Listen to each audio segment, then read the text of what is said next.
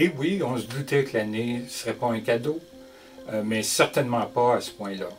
Alors, comme tout le monde, les travailleurs et travailleuses accidentés ou malades vivent dans cette période de pandémie qui a été très difficile toute l'année. Et c'est sûr que l'année qui va débuter, on sent que ce ne sera pas mieux, en tout cas certainement pour les prochains mois. Mais en plus de la population en général, les victimes de lésions professionnelles doivent vivre avec une épée de Damoclès qui est suspendue au-dessus de leur tête, c'est-à-dire le projet de loi 59 qui a été déposé à la fin du mois d'octobre dernier, qui réforme la loi sur les accidents du travail et les maladies professionnelles, ainsi que la loi sur la santé et la sécurité du travail. Alors, cette réforme-là, c'est une attaque majeure. Et c'est sûr que quand on est une victime de lésions professionnelles et qu'on voit les reculs importants au niveau du régime d'indemnisation, il y a de quoi s'inquiéter.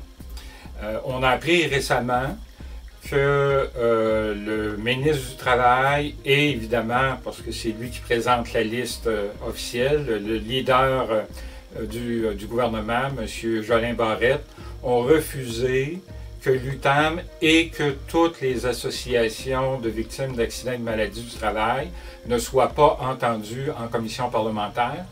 Commission parlementaire qui va débuter le 19, c'est le 19, 20 et 21 janvier prochain. Il n'y a que 25 organismes ou individus qui ont été invités, donc 3 jours de commission parlementaire, pour une réforme quand même qui modifie de fond en comble le régime d'indemnisation particulièrement. Alors, on remet en cause de grands principes et donc on fait une commission parlementaire sur invitation.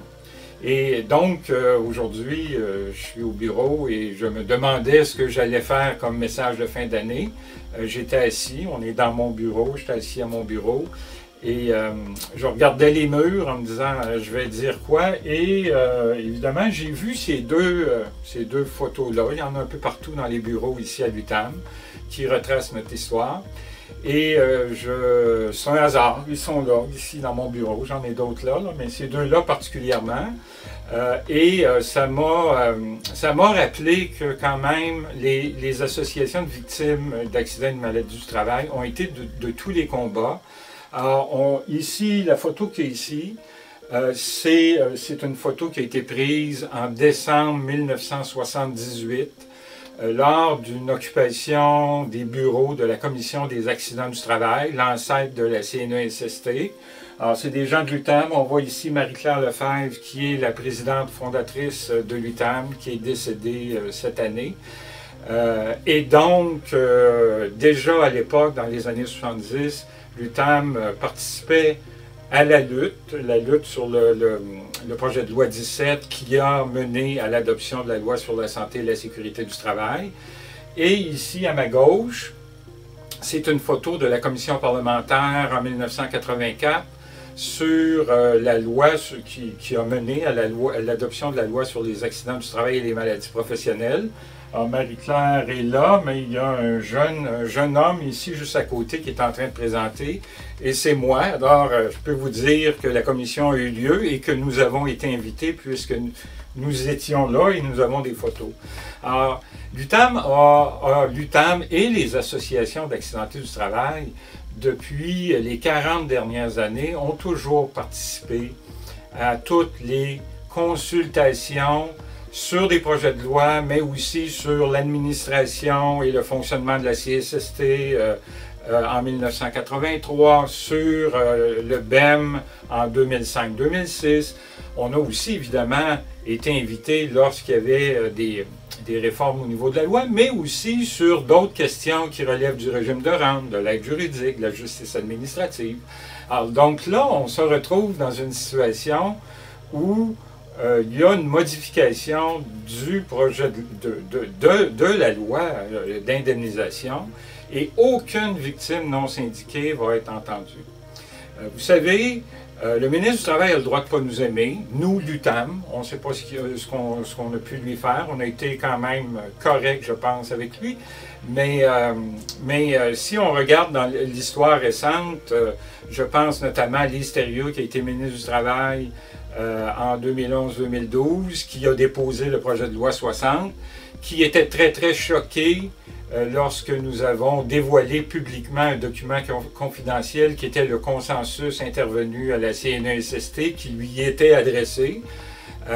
Mais ça n'a pas empêché qu'on a quand même été invité à la commission parlementaire sur le projet de loi 60, qui n'a finalement pas eu lieu parce qu'il y a eu des élections.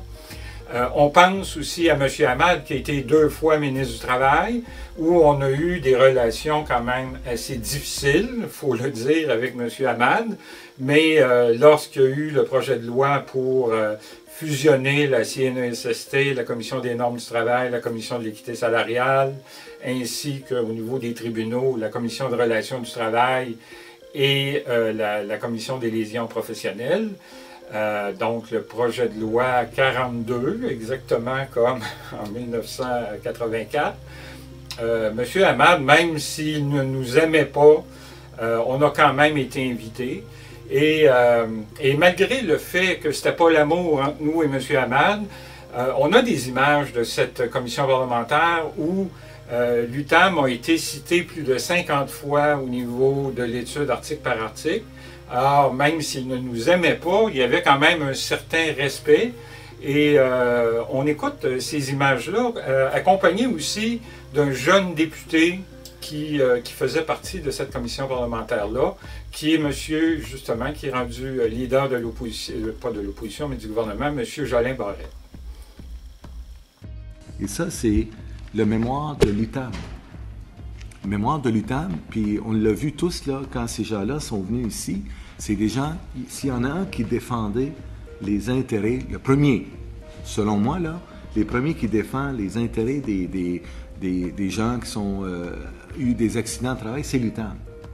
Puis l'UTAM ne sont pas toujours d'accord avec la loi, mais là-dessus, c'est eux là, qui défendent les personnes devant les juges. Et puis dans le mémoire, là, à la page 47 de l'UTAM, vous me permettrez de le citer, puis c'est un questionnement légitime qui se pose aussi. Je voudrais juste, pour une question d'information, puis dans le souci pour l'UTAM, savoir qu'est-ce qui va arriver pour accompagner les travailleurs. Et donc, comme on peut le voir, que l'UTAM ne soit pas là, en soi, ce n'est pas grave. Que les associations d'accidentés ne soient pas là, c'est un drame, parce que à cette commission parlementaire-là, l'UTAM a été le groupe le plus cité par les députés, non pas parce qu'on est plus intelligent que les autres, parce qu'on est meilleur que les autres, mais tout simplement parce que l'UTAM était le seul groupe qui défendait les travailleurs accidentés non syndiqués, alors que les travailleurs syndiqués, ils étaient là, puis il y avait la CSN, il y avait la FTQ, il y avait la CSQ, etc. Alors donc, il y avait un message commun, ces organisations syndicales-là, parce que le monde du travail syndiqué et non syndiqué, c'est 2 mondes. Alors donc, tout ce qu'on voulait dire, ce qu'on veut dire, parce qu'on prend acte, là, on ne sera pas invité, on ne sera pas là. Ce qu'on veut dire, on sait qu'il y a des gens qui sont très, très choqués. Il y a des membres de l'UTAM qui ont réagi, qui ont trouvé que c'était du mépris. Mais on prend acte de la chose. Nous ne serons pas là. On veut juste vous rassurer que l'UTAM ne baissera pas les bras. L'UTAM va dénoncer ce projet de loi-là dans les semaines qui viennent, après les vacances des fêtes. Nous allons tenir des activités, nous allons tenir des actions et nous allons aussi travailler en partenariat avec des alliés, des groupes de femmes, des organisations populaires, mais surtout aussi des organisations syndicales, parce qu'il y a quand même beaucoup d'organisations qui sont insatisfaites de ce projet de loi-là. Ils veulent aussi se faire entendre parce qu'il y a beaucoup d'organisations syndicales aussi qui n'ont pas été invitées à ces consultations-là. Donc, je veux vous rassurer, je ne vous dis pas qu'on va être gagnant, loin de là, mais on ne se laissera pas faire, on ne se laissera pas abattre. Alors, ne vous en faites pas, vous allez être invités à participer à des activités à compter de janvier prochain. Je sais, je parle toujours trop, mais je trouvais ça important quand même de faire un contexte parce qu'il y a des gens qui trouvent ça difficile, là, cette période-là. En terminant, je prête ma voix au conseil d'administration de l'UTAM, à l'équipe de travail, pour, premièrement, remercier tous les militantes et les militants qui sont impliqués à l'UTAM. C'est des dizaines et des dizaines de personnes qui sont impliquées dans différents comités, dans différentes équipes. Je pense au comité Action qui cet après-midi, justement, travaillait par vidéoconférence, là, mais sur planifier des actions pour l'UTAM. Donc, comité maladie du travail, l'équipe de la chaîne téléphonique, etc. Là, tout le monde impliqué. Je veux aussi souhaiter une bonne année aux travailleuses et aux travailleurs qui sont membres de l'UTAM, aux organisations syndicales aussi qui sont membres. Et je veux aussi souhaiter cette bonne année à l'ensemble des travailleuses et des travailleurs qui bénéficient du soutien de l'UTAM, que ce soit en termes de suivi de dossier, en termes de représentation, nos services d'information. Alors là, on parle de plusieurs milliers de travailleurs. Alors on vous dit, même si vous n'êtes pas membre, on va continuer à travailler dans des dossiers individuels, mais aussi à faire de la représentation pour que les droits collectifs des travailleuses et des travailleurs ne soient pas bafoués impunément. Donc sur ce, je vous souhaite quand même de passer de bonnes fêtes. Protégez-vous parce que c'est important avec la crise sanitaire. Et rechargez vos batteries parce que l'automne, l'hiver qui s'en vient, va probablement être chaud, en tout cas en termes de lutte. Alors je vous dis à bientôt.